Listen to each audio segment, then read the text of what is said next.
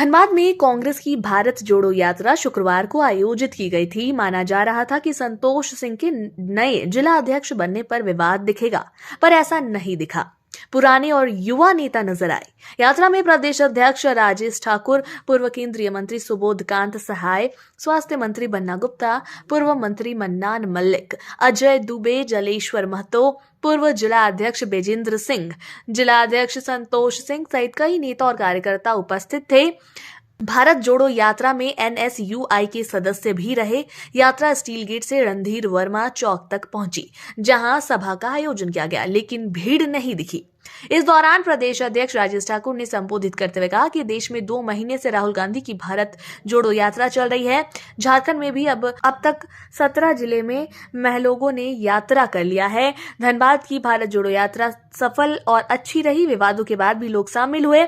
जिला अध्यक्ष चुनाव में विवाद को लेकर कहा कि पार्टी में इतने लोग हैं, चुनाव के बाद थोड़ा विवाद होता है, लेकिन सब ठीक हो जाएगा। कहा कि भारत जोड़ो यात्रा का मकसद है भाजपा की नफरत की राजनीति को लोगों को बताना और लोगों को एक सूत्र में जोड़ना, देश में बेरोजगारी, महंगाई को जनता के सामने लाना को मजबूत करने के लिए जो जिस उद्देश्य को लेकर निकले हैं कि महंगाई पर लगाम लगाना है, बेरोजगारी पर लगाम लगाना है और कहीं न कहीं जो नफरत चरम पर है उसको रोकना है। उन तमाम चीजों के निमित्त हम लोग लगातार पदयात्रा करके उनके जो भारत जोड़ो यात्रा है उसको मजबूती देने का काम कर रहे हैं और हम समझते हैं पूरे हिंदुस्तान में सबसे बढ़िया यात्रा झारखंड में चल रहा है और आज धनबाद में भी एक बेहतर प्रदर्शन हुआ है। मैं तमाम कार्यकर्ताओं का आपके माध्यम से शुक्रिया अदा करता हूं कि एक बहुत अच्छी यात्रा हुई है और आने की साजिश चलती रहती है, कभी महामहिम राज्यपाल के माध्यम से, कभी ईडी के माध्यम से।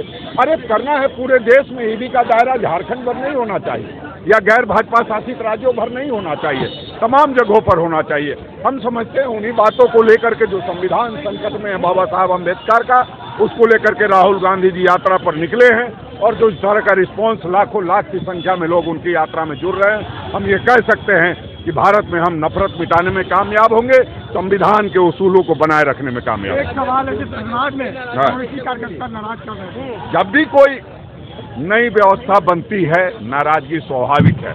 जिंदा पार्टी है, जिंदा लोग हैं, निश्चित रूप से अपनी बात को रखने के लिए वो स्वतंत्र हैं।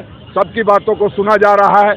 सबसे ज्यादा अगर देखा जाए तो हमारे से लोगों को नाराजगी हो सकती है, लेकिन जहां 10 लोग होते हैं वहां एक ही का होता है, तो नाराजगी की संख्या 9 की है, तो थोड़ा वक्त लगेगा। लेकिन आप देख रहे हैं आज भारत जोड़ो यात्रा में कितने सभी साथी आए, तो इसका मतलब कहीं कोई मतभेद नहीं है, सब ठीक है। वहीं पूर्व केंद्रीय मंत्री सुबोधकांत सहाय ने केंद्र की मोदी सरकार को घेरते हुए कहा कि आज गुजरात चुनाव की बात हो रही है, लेकिन हिमाचल में चुनाव की बात नहीं की जा रही है। हमने भाजपा को हराया है, जबकि गुजरात में तो पहले भी भाजपा की सरकार थी। कहा कि गुजरात प्रधानमंत्री का गृह राज्य है, फिर भी वोट के लिए घर घर जाना पड़ा। एक प्रधानमंत्री को यह शोभा नहीं देता। साथ ही कहा कि मौरवी हादसा में अब तक किसी को सजा नहीं हुई है। सभी को ईडी, सीबीआई का भय दिखाकर चुनाव जीते हैं। राहुल गांधी की भारत जोड़ो यात्रा का मकसद है देश में भाजपा की नफरत को खत्म करना। सरकार बनाओ तो जाने और फिर सरकार बचाओ तो जाने, जो झारखंड में चल रहा है। तो ये भाजपा के जो दौर है मैं समझता हूं कि एक अच्छी शुरुआत होने जा रही है। भारत जोड़ो यात्रा के बाद का ये पहला चुनाव है। गुजरात का चुनाव, जैसे मैंने कहा कि मैं कभी भी प्रधानमंत्री को डोर टू डोर करते हुए हमने नहीं देखा है, वो भी उस राज्य में जिस राज्य से वो बिलोंग करते हैं, जिस राज्य में 15 वर्ष राज्य मुख्यमंत्री रहे, जिस राज्य को सबसे ज्यादा धन दौलत पावर सब चीज दिया,